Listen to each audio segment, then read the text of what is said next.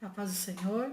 Vamos estudar hoje a lição 8 da Escola Bíblica Dominical, da revista da CPAD, do segundo trimestre de 2020, que tem por tema a Igreja Eleita, redimida pelo sangue de Cristo e selada com o Espírito Santo da promessa. Eu sou Janaína Borte, congrego na Igreja Assembleia de Deus, Ministério do Belém, aqui em São José dos Campos. A lição número 8, edificados sobre o fundamento dos apóstolos e dos profetas, que tem por texto áureo Efésios 2:20, edificados sobre o fundamento dos apóstolos e dos profetas, de que Jesus Cristo é a principal pedra da esquina. A verdade prática, Jesus Cristo é a pedra basilar da igreja, que está edificada por meio dos ensinamentos dos apóstolos e do testemunho dos profetas. Eu convido você a pegar sua Bíblia e, se possível, papel e caneta para anotar os versículos que vamos citar e ler mais tarde, obviamente. O objetivo aqui não é esgotar esse assunto, mas trazer os principais pontos de forma simples e concisa sobre esse tão importante assunto que é edifício espiritual. A leitura bíblica em classe está em Efésios 2, versículos 20 a 22 e em Mateus 7, dos versículos 24 ao 27. Vimos na lição passada, na lição número 7, que Cristo é a nossa reconciliação com Deus. Ele reconciliou os judeus com os gentios convertidos e fez um novo povo, um povo escolhido de Deus, um povo de Deus. E também, não só isso, mas reconciliou o pecador com Deus. Quando Jesus morreu na cruz, o véu do templo se rasgou e desfez ali, então, a parede de separação entre o pecador e Deus.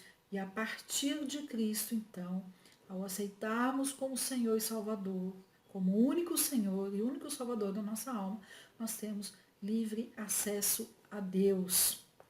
Para entender um pouquinho mais, então, além de povo escolhido de Deus, de povo de Deus, somos chamados de igreja eleita.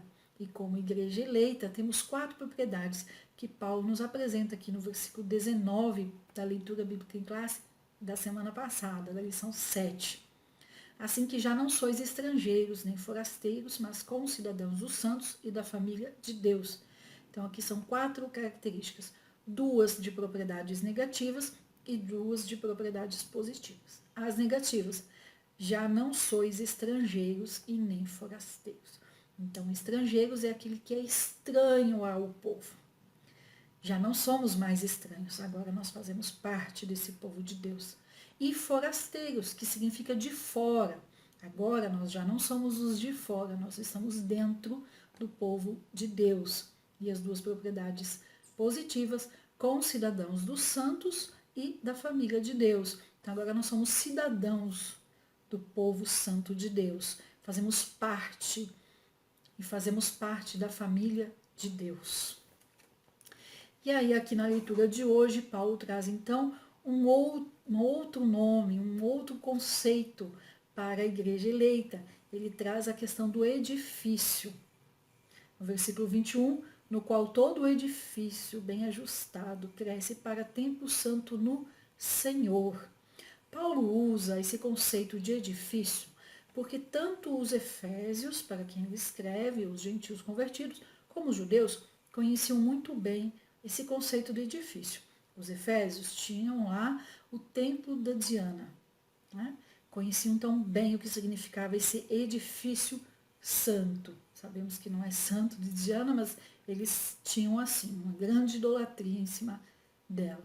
E para os judeus, o templo em Jerusalém, que era um símbolo de exclusividade de Israel como povo de Deus, conforme lemos em 1 Reis 8, 16 a 20. Os estrangeiros eram proibidos de entrar ali. E isso era motivo de grande inimizade entre judeus e gentios. O apóstolo Paulo, inclusive, foi acusado lá em Atos 21 de fazer com que o gentio, de permitir, de ajudar um gentio entrasse ali onde era proibido. Então, o templo em Jerusalém era de exclusividade dos judeus. Quando Jesus aboliu as leis cerimoniais e reconciliou os 2 povos, aboliu a necessidade, o templo judaico perdeu a relevância para a igreja eleita. E o novo conceito de santuário então surgiu, que é o santuário cristão, edifício espiritual. Os que pertencem a Cristo, então, que formam essa igreja eleita, passa também a simbolizar, a ser um edifício onde Deus habita em espírito, conforme está aqui na leitura em classe, o versículo 22, no qual também vós juntamente sois edificados para a morada de Deus no espírito. E aí nós lemos em 1 Reis 8:27, Salomão falando, que o templo físico de Jerusalém não poderia conter a Deus. Deus era muito maior. O Altíssimo não habita em templos feitos por mãos de homens. Estevão falou isso lá em Atos 7:48, quando estava ali discursando antes do seu martírio. Então nós, os crentes, judeus ou gentios, nos tornamos então templo do Espírito Santo, conforme lemos em 1 Coríntios 3:16. Não sabeis que sois santuário de Deus e que o Espírito de Deus habita em vós? Então nós somos tidos também como pedras vivas, em um edifício espiritual, conforme está em 1 Pedro 2:5. Jesus foi considerado, ou é considerado, como pedra angular, pedra de esquina, conforme está aqui no versículo 20 da leitura em classe, Jesus, a pedra principal, a pedra de esquina. Nas construções antigas, a pedra de esquina era a mais importante. Dizem que a pedra angular do Templo de Jerusalém tinha 12 metros de comprimento. Na arquitetura antiga, nas construções antigas, a pedra de esquina era a mais importante. Toda a construção era baseada nessa pedra. Jesus, então, é considerado essa pedra principal, essa pedra de esquina, falada assim, porque fica ali no ângulo, ali na esquina, entre as duas partes. E Cristo, então, torna-se a cabeça, torna-se cabeça de esquina, torna-se pedra de esquina, conforme a gente lê lá no Salmo 118, versículo 22. E ele mesmo disse que era, conforme está em Marcos 12:10. E os apóstolos também repetiram isso. Pedro fala isso em 1 Pedro 2:7, em Atos 4:11. Então, nós somos um novo edifício, edifício espiritual, onde Deus habita em espírito. E nesse edifício, Cristo é a pedra fundamental. Cristo é a pedra de esquina. E ainda, conforme a leitura em classe, Mateus 7, versículo 24, fala assim: todo aquele, pois, que escuta essas minhas palavras e as pratica, assemelhá-lo-ei ao homem prudente que edificou a sua casa sobre a rocha. Então, falando sobre essa rocha que é Cristo. Então, como igreja eleita, nós temos uma nova identidade, uma identidade de filhos de Deus, de povo de Deus, de corpo de Cristo. Uma identidade onde estamos em Cristo, onde fomos arrancados da morte e recebemos vida, onde temos transformação na nossa vida diária, depois de entender a esperança do nosso chamado, como já vimos nas lições anteriores. E como igreja, somos um organismo vivo que temos crescimento, conforme nos alimentamos da palavra de Deus, conforme nos alimentamos dia a dia, vamos crescendo.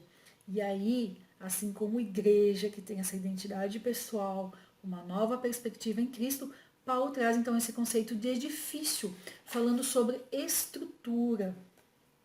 Relembrando então, o primeiro lugar de morada de Deus, onde Deus se fez presente, foi o tabernáculo, conforme Êxodo 40:34. O segundo lugar, então, foi o templo de Salomão, 2 Crônicas 7:1. E depois Jesus esteve entre nós, João 1:14. E aí, por fim, a igreja invisível, o quarto lugar da morada de Deus como Espírito. 1 Coríntios 3:16, 1 Coríntios 6:19 e 20, templo do Espírito Santo. Ainda podemos ler sobre isso em Atos 7:48, 1 Pedro 2:5-10, 1 Coríntios 13:16, que eu já citei, Mateus 16:18, Atos 4:11 e 1 Pedro 2:7. vamos entender então o que Paulo falou sobre esse edifício santo, sobre estrutura. Já vimos que Jesus é a pedra de esquina, a pedra angular. Aqui no versículo 20, Paulo fala assim: edificados sobre fundamento dos apóstolos e dos profetas, de que Jesus Cristo é a principal pedra da esquina. Quando lemos nos evangelhos apóstolos, sabemos que o texto está se referindo à equipe de 12 homens que Jesus chamou para o apoiar e o seguir no seu ministério aqui na terra. Mas apóstolo é muito mais do que um cargo. Embora hoje muita gente se autodenomine apóstolo, se intitule ou se dê esse cargo, sabemos que é muito mais que isso. É uma responsabilidade de instruir a igreja e levar a mensagem de Cristo, conforme está lá em Atos 6, 2 a 4. Então, apóstolo tem a ver diretamente com oração e ministério da palavra. Em Efésios 4:11, nós vamos estudar depois mais profundamente nas lições seguintes esse texto, mas Jesus deu para a igreja uns para apóstolos. Então tem sim hoje esse chamado, vamos dizer assim, de apóstolos, de profetas também, embora hoje não seja mais profissão como era antigamente, né? Vamos usar essa palavra para entender melhor. Hoje é um dom dado pelo Espírito Santo. E infelizmente, hoje as pessoas procuram os profetas, buscam profetas e apóstolos porque querem solução para os seus problemas, querem resposta imediata para a situação que está ali, para a situação de hoje. Então, na verdade, não estão buscando a palavra de Deus ou buscando Deus, mas estão procurando alguém que faça uma revelação, estão procurando um vidente, estão procurando astrologia, onde, na verdade, a Bíblia nos ensina que os profetas devem levar a nós, as pessoas, a buscar mais a Deus, revelar pecados, orientar a chamados específicos, instruir dentro da palavra de Deus. Os apóstolos devem pregar a palavra de Deus, ter uma vida de oração, ter um ministério de propagar a palavra de Deus. E aí podemos ler sobre isso em 2 Timóteo 4:2, em Atos 11, os versículos 27 e 28. Então, quando Paulo fala sobre o fundamento dos apóstolos e dos profetas, não está falando das pessoas em si, mas sim do que eles ensinavam, da estrutura, da doutrina, do que eles propagavam, da mensagem que eles nos deixaram, falando diretamente da doutrina de Cristo para nós. Romanos 6,17, 1 Timóteo 1:3, 2 Pedro 13:16. Assim como a gente não pode mexer na pedra angular que é Cristo, também não se pode mexer nos fundamentos do edifício. Se mexer no fundamento, o edifício cai. Então nós não podemos mexer, alterar, tirar ou incluir qualquer coisa no que os apóstolos deixaram para nós. A Bíblia não pode ser violada de forma nenhuma. Se tentar mexer, o edifício fica instável. Pode cair, pode sofrer um dano irreparável. E é isso que nós temos que entender. Quando Paulo fala no fundamento dos apóstolos e dos profetas.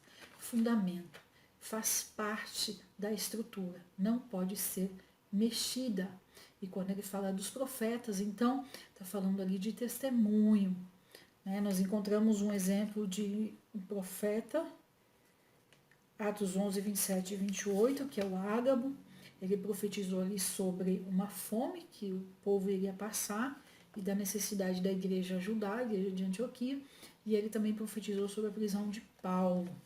Então, esses profetas do Novo Testamento, inspirados pelo Espírito Santo e que falaram, usados pelo Espírito Santo, eles então completam ali o alicerce da igreja de Cristo.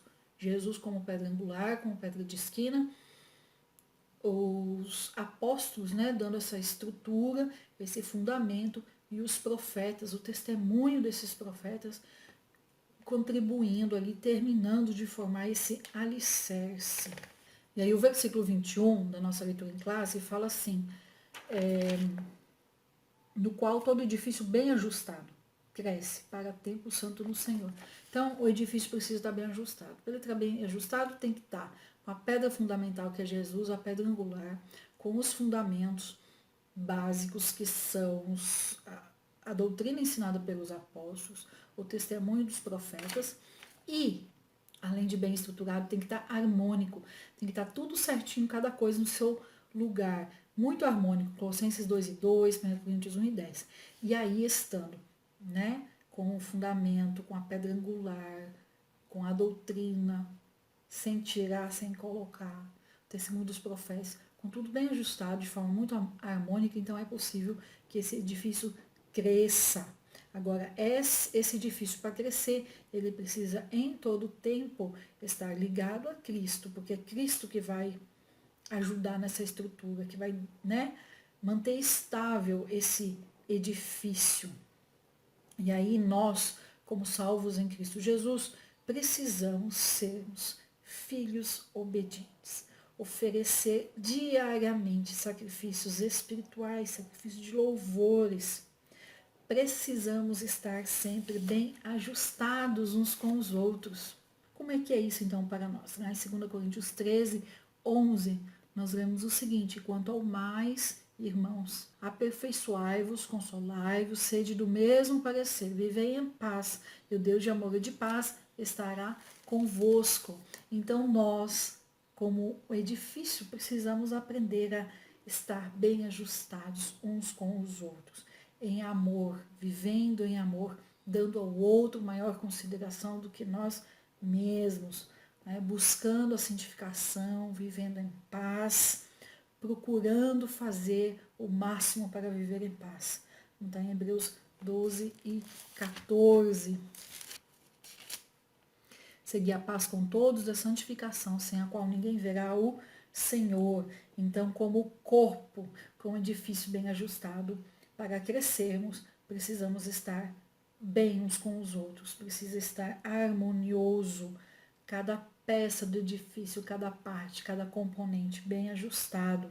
Precisamos seguir a paz, precisamos promover a paz e buscar a santificação, porque sem ela não veremos a Deus.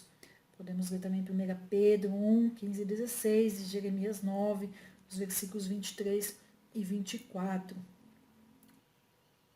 Então, assim como nós somos igreja eleita, corpo de Cristo, edifício santo, bem ajustado, edificado sobre o fundamento dos apóstolos e dos profetas, tendo Jesus como pedra de esquina, como pedra principal, devemos crescer para templo santo no Senhor, para sermos edificados para a morada de Deus no Espírito. Mas assim como somos um edifício só, igreja eleita, somos também, pela palavra de Deus, conforme já lemos em 1 Coríntios 13:16, templo do Espírito Santo de forma individual. Então, cada cristão, cada um de nós, somos templo do Espírito Santo. Diariamente, como eu já falei, precisando oferecer sacrifícios espirituais de louvores.